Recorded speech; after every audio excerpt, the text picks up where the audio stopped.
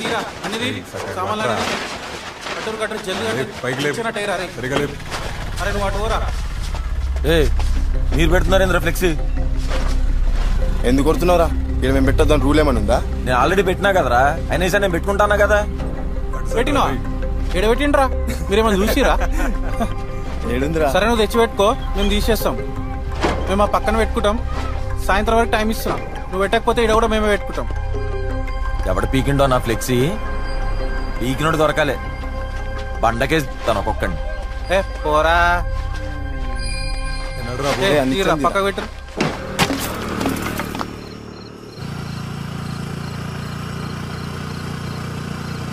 ఎక్కడికి వెళ్తున్నావు?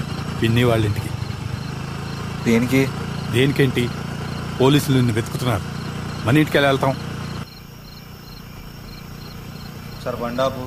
దేనికిరా? ఆప్తా తూ క్యాలా?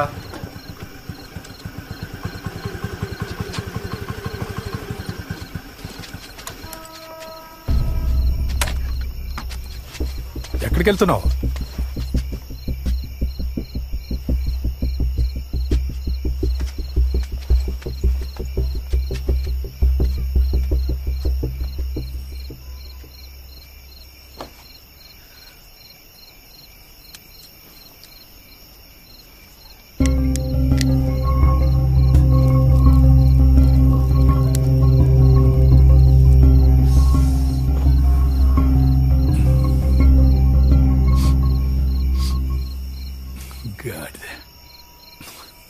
ఈ జన్మకి వీడు మారేలా లేడు. 300 ఏంటి, 500 అని చెప్పాను కదా. ఇవి ఒకసారి చదువుకో. ఎందుకు ఇట్లా చేస్తారు?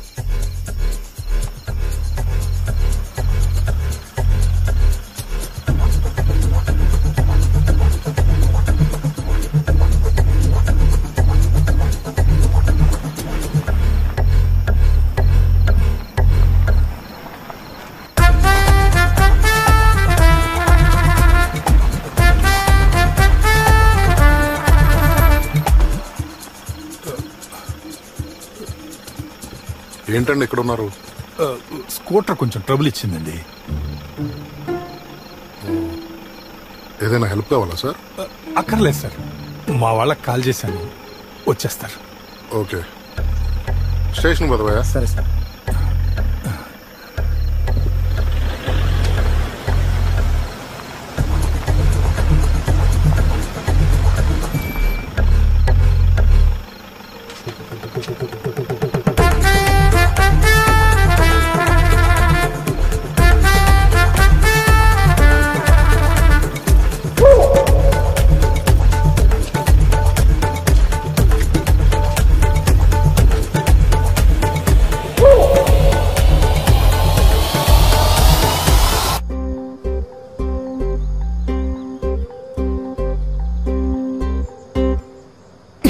ఏం చేస్తున్నా? లోపల పెట్టు.